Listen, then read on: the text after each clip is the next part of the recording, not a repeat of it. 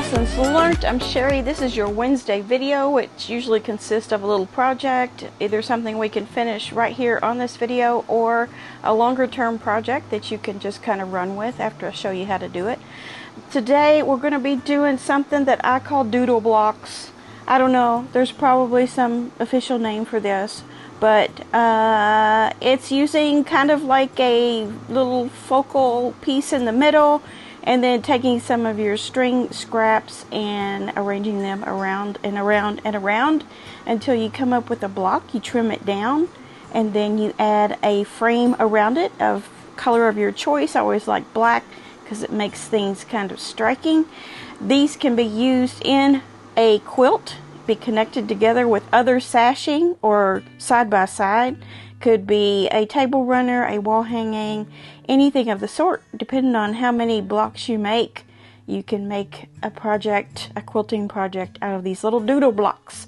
So this one is a lavender butterfly, purple butterfly, and I've kind of sorta matched up the scraps, but not really. Here's another one. This one's completely different. It's a little white butterfly. I think the key to it is to get something a little bit not real flashy around this one, because my butterflies aren't exactly distinguished. They don't have a solid backing behind them or a solid color behind them. They have leaves and roses and other flowers and things like that. This is the fabric that I'm using, that I'm cutting my butterflies out of. It's a piece that I've had for a long time. I love the butterflies in it, but I don't really care for the fabric itself. It's just a little too busy with the green leaves and all. So I'm going to cut out one of my butterflies, maybe a different one. I've got a white one here and a purple, as I mentioned.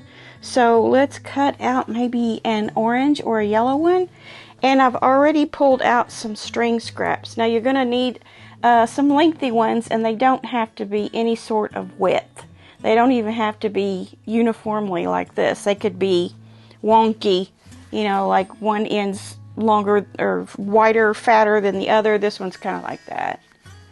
So this one, longest one that I have, I'm going to leave towards the end, because the farther you go out around your centerpiece, the more you need. And then I'm throwing in some sort of black and white, gray tone in there just to kind of help frame things up. On this one, it only came out around here on the corners. This one, the black and white kind of came out more, it was more inward. So I don't know, I think that's just a nice common bond that all of the blocks can have, so that although each one is very different from the other, they can actually coordinate into something. So here are the string pieces that you need. I would get maybe 3 different ones. These blocks will end up being 9 inches once they're finished with the frame. And for the frame, you need 2 7.5 inch and 2 9.5 inch of your black or whatever color you choose to go around the outside. So the first thing I want to do is pick out a butterfly to cut out, and you don't have to you don't really have to be really specific how you cut, but there is kind of one rule that I think you should do, is cut it with odd numbered sides. I probably wouldn't do 3 because you'd be working with the triangle all throughout your project. So I cut 5 sides to my butterfly. So I'm just going to randomly do that. I'm going to cut across this one here, and then maybe do a little bit of an angle here, an angle here, and then maybe I'll do an angle down here and here. So here's what I've got. I have a 5-sided focal piece here. So all of my other fabrics are going to go around it. This is a very easy project. You can't hardly mess it up. So let me go ahead. I have my iron here. I'm going to press this out. It's a little bit, it's got a line through it. So there we go. So now all I have to do, I'm going to take a look at it and see if there's anything else I want to change about it. I think that's going to be okay. I probably could take a little bit off here let me do that. Just kind of look at it.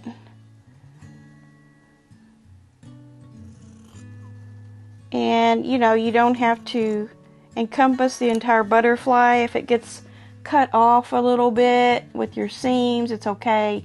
You're still going to be able to see that it's a butterfly. Here's the one that I did in the beginning. This is the first block I did, and I cut his wing off up here, but I don't think it really takes away from anything. You can still see that that's a complete butterfly there. That's your focal point. Maybe I'll take a little bit more off of this. So just get it halfway straight. You're going to be putting on your strip pieces with a 1/4 inch seam, but even that seam does not have to be perfect.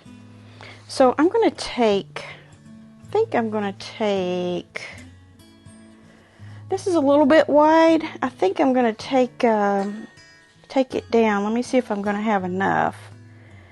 And this is what I do. I just go around all 5 of my sides and make sure that I have enough.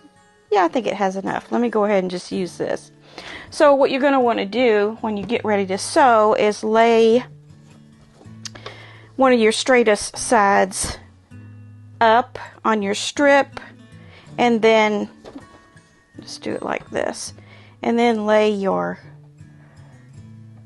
butterfly or your focal piece, whatever it is, and it could be animals, it could be children's toys, it could be any sort of thing that you can actually cut out of a piece of fabric, maybe around the 2-inch size, just to kind of make it to be something you can actually see and recognize as a focal piece in your block. Okay, so there it is. There's my 1/4 inch, right sides together. Here comes my butterfly. And yeah, I got a little bit of him in there, but I think it's going to be okay. So I'm going to press this toward the strip. Always press toward the strip.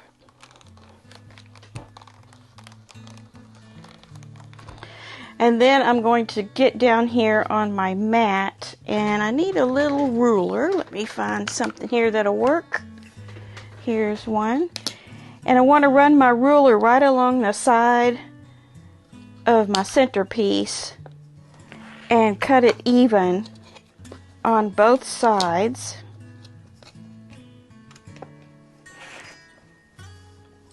And then there's the first piece. So you can imagine what's going to happen next. You lay your piece under here again and right sides together and do another side.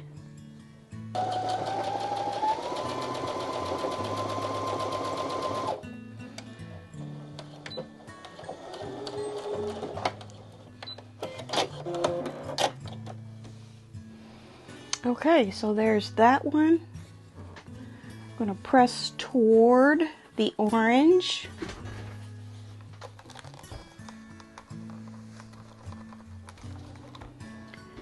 And then trim off. So you're going to trim on your orange side this time, not like that, like this. So you're going to include your first strip that you put on there. That's your new flat side, so just run that right along that. And then you'll have your little beginning piece, and you want to run it right along the straight edge of your center. And here we go. So we have 2, 3 more sides to do. So hopefully I have enough.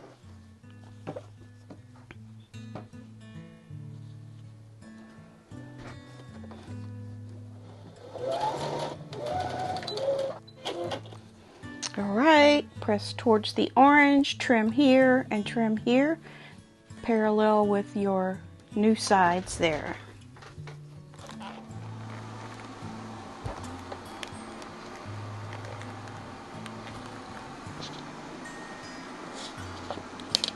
Lay the ruler along the edge.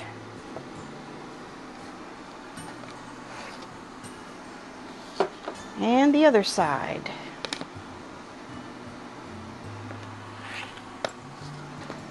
Now, we have 2 more to do. Will I make it?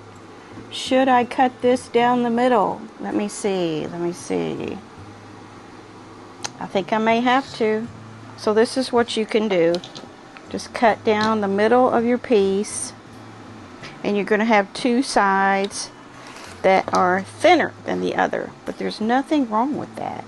So you need to put this under your presser foot, and then your right side down on that. Lay those 2 together, right sides together, and so there's our thin one. Now look at this. That just makes it more interesting. So we're going to iron toward the strip and trim again.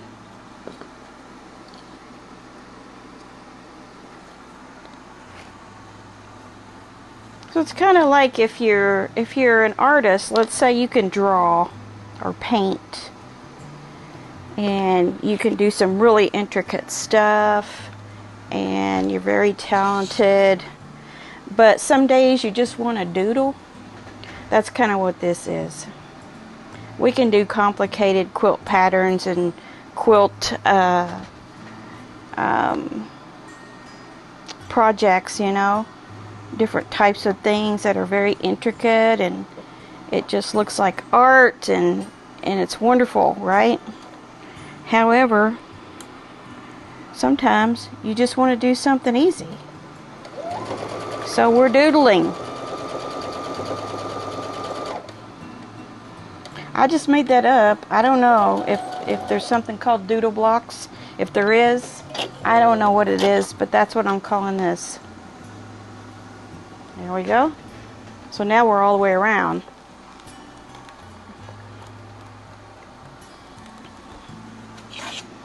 Trim it off.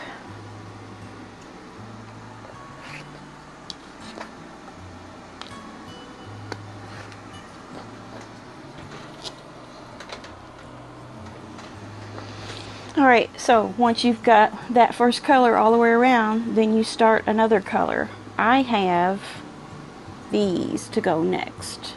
So since I have a thin one and a thick one, I'm going to start my thick one up on these thin sides.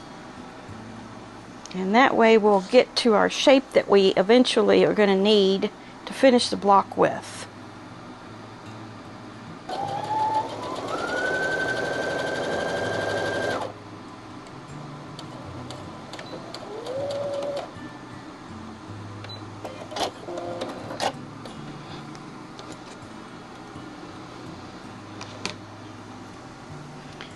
Here's our second side, second go around.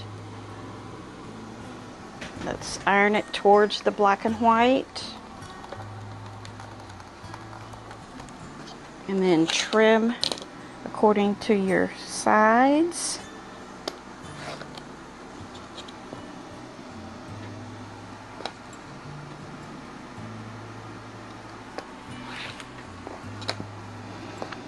And then I will probably do another thicker one up here since I have this little thin piece.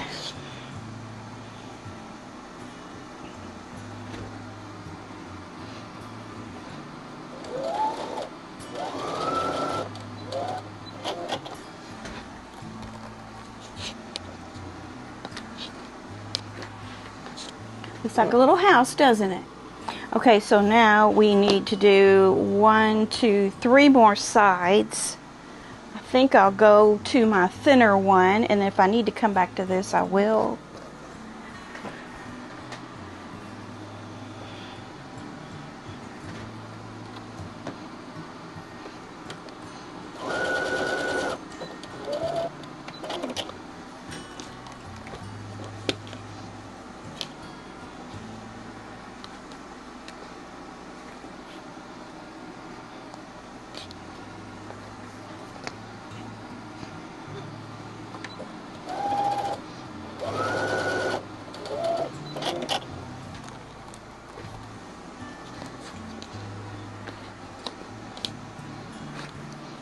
one.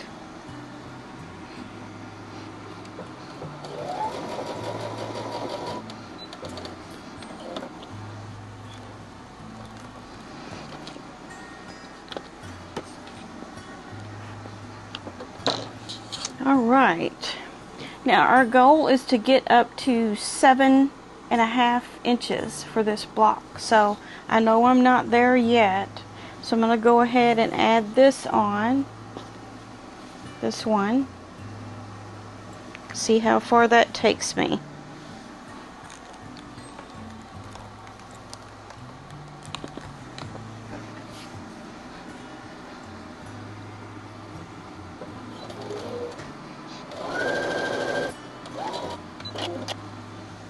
Here we have another color on.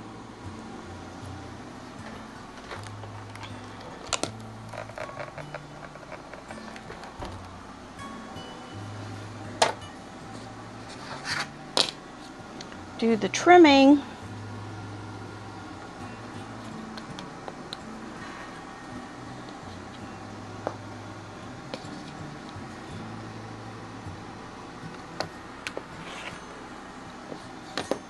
I'm going to continue around with my green and I'll see if it's big enough then. So after the green, I'm still not quite at my 7.5 all the way around. So I found a few strips of this newsprint looking stuff and I'm going to put that around, and that should surely get us to our 7.5. Alright, I know I have enough now. So what we're going to do is we're going to cut this down to 7.5, and we're going to get our butterfly as close to the center of that 7.5 as possible. So you're going to have a square ruler, and I actually have a really huge ruler. I do not have a 7.5 inch ruler. I have a 6.5, but I don't have a 7.5. So I marked off with washi tape. Sorry about the light reflections. The 7.5. So I can just lay this down here. It's going to kind of be facing me, but I think you're going to get the effect. Okay, so I'm on my cutting board. I have my butterfly roughly in the center, and it doesn't have to be exactly in the center, but I'm going to go ahead and trim 2 sides.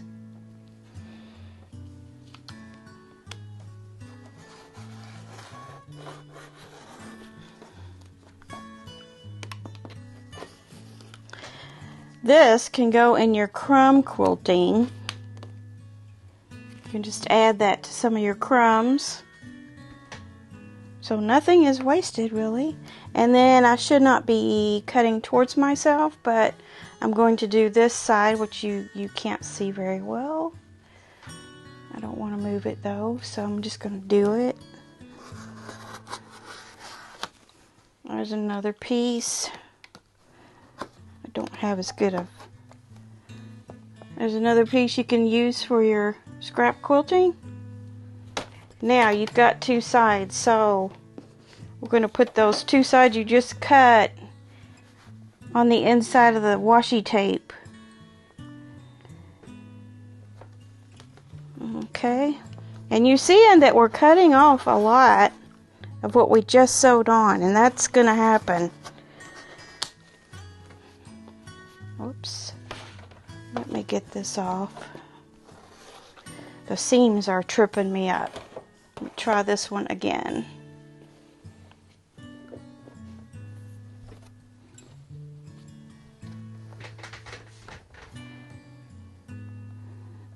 I thought I had a 9.5 inch ruler somewhere, but I cannot find it.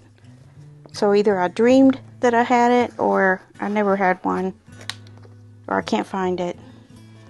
More crumb pieces. And here is your block. It's a doodle block. Now what we're going to do now is take our 7.5, our 2 7.5s, and put here. Once those are on, we'll put our 9.5s on, and we will have our doodle block. But we are going to trim down. I'll show you what I'm going to trim down to after I get these on. So left and right first, and then top and bottom. Alright, so these will be trimmed down to 9 inches square. So what I'm doing is I'm taking my 1-inch line and lining it up with my original 7.5-inch block. And then I'm just going to trim off the little bit of extra, and that way I've got a nice straight block all the way around. So just match up your 1 inch from the edge of the colored parts, and whatever's hanging out, cut it off. And that way you'll have a nice uniform frame around your block. From there, you can do all sorts of things.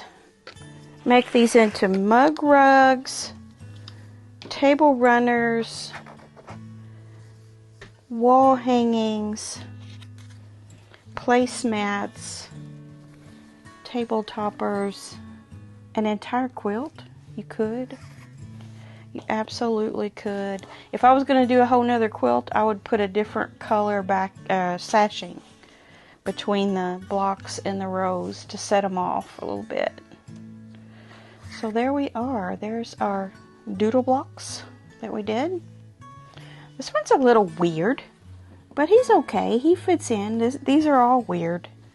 So, I don't know. I think this plus, when it went like right there, that kind of bugged me a little bit, but you just can't look at that. The focal point is the butterflies in each one. So let me get you a better picture of these, and you can get your strips and your focal fabric motifs out and make some up. If nothing else, you can just hang on to them for a while. Just do this between projects, or to break up the monotony between all of your harder projects, to have something to do that's kind of creative but yet relaxing. And in the meantime, you're also getting rid of some of your scraps, some of your smaller scraps. So I hope you try this little fun method out, doodle blocks, and have fun with it. Alright, I'll see you soon on another episode of Lessons Learned. Bye.